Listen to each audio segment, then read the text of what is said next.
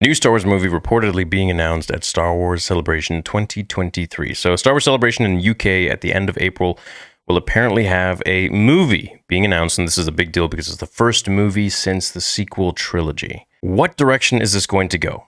Are they going to fast forward deep into time and make Grogu the second real Mandalorian Jedi? And he's going to be older, training students or going out, doing his own adventures, learning things about the galaxy? Or is it going to go previously before Episode 1, The Phantom Menace?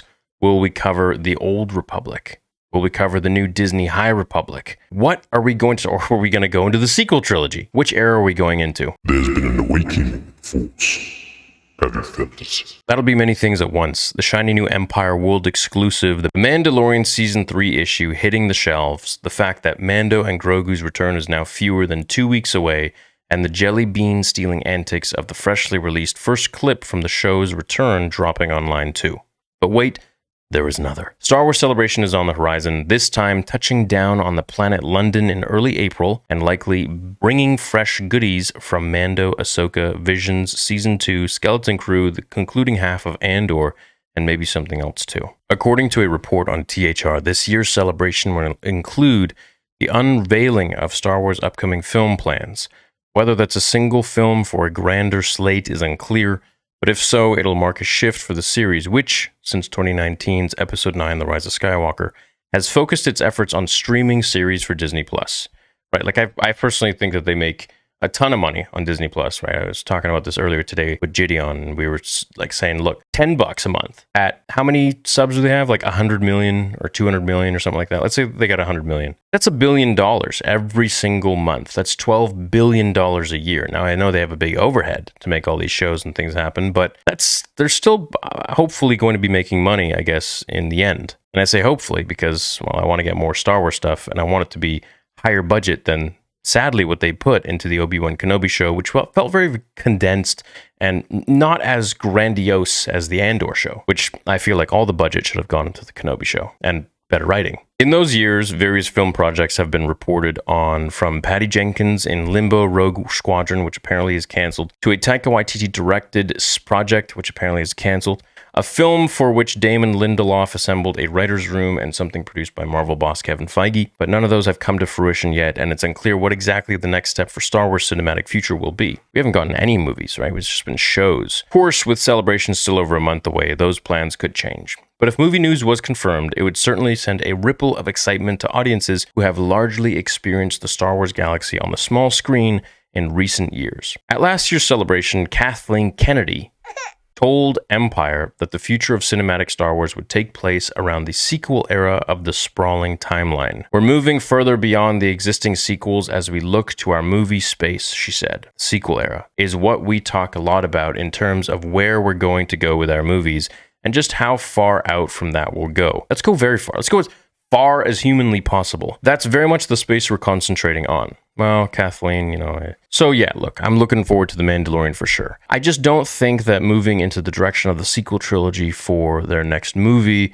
is really the best choice. I think there are so many cool avenues that we can discover if we go before the prequel trilogy and before even the High Republic. If they want to do High Republic because they're really pushing that, all right, cool, fine. But I think the Old Republic has so much untapped potential that, hey, they could even make movies and stories around the stories that have already been created, or filling in the gaps between stories that have already been created, whether that be comics or books or games like Star Wars The Old Republic. I wholeheartedly believe that if they go into the direction beyond the sequel trilogy, they got to go very far into time. But the rumor is that they're now bringing Daisy Ridley into the mix. And, bless her heart, she wasn't responsible for the failure of the sequel trilogy, in my opinion.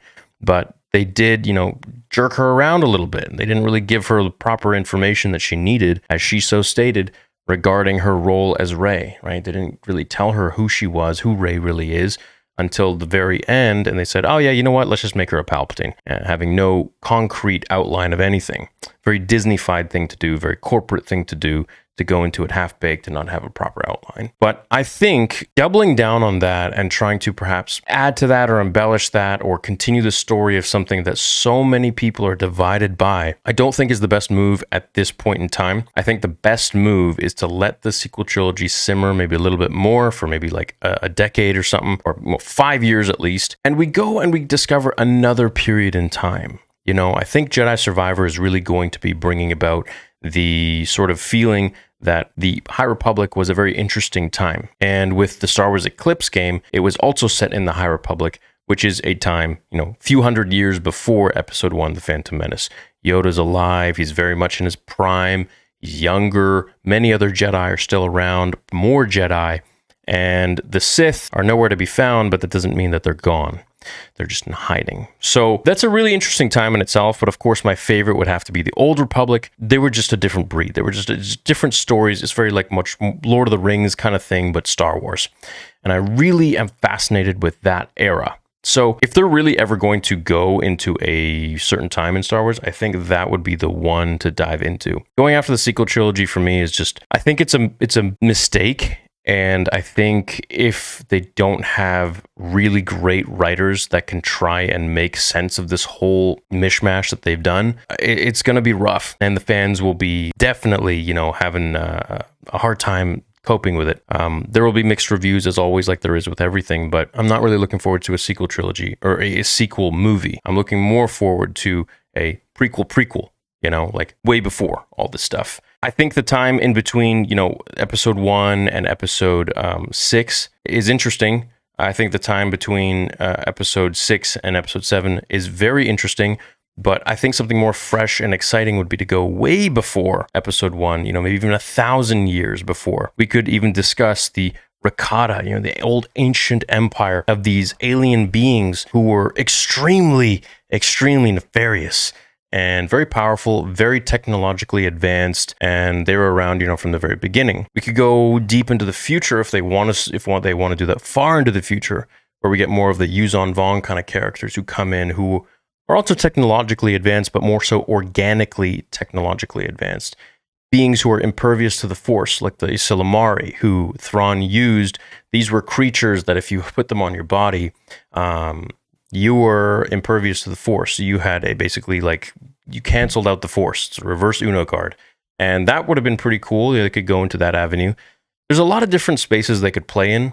And I think that it would do them a lot of good if they went far away from the sequel trilogy. But that's just me. That's my thoughts. The good thing is we are getting a movie being announced, most likely at Star Wars Celebration, along with a lot of other projects, shows, books, comics, and hopefully Star Wars games, because EA has done a very poor job with the lineup of Star Wars games since they have acquired that contract to make Star Wars games. I think there could be so much more being done, like what LucasArts did back in the day, where they were releasing like 20 games, and most of them were really good. You know, they all had some cool, fun moments in them, and some of them were exceptionally amazing. Force Unleashed, JK2, Dark Forces, everything. The whole 9 yards of all the stuff they created. Republic Commando, Bounty Hunter. So I think that they should stay away from the sequel trilogy stuff for a little bit longer, and they should go more the other way and go into High Republic, Old Republic, preferably. That would be much more interesting, and I think it would be something fresh and exciting. Let me know what you guys think in the comments down below. Thanks for watching this video. Find me on Twitter at RealSWTheory and on Instagram and TikTok. Catch you on the next one. Until then, remember, the Force will be with you always.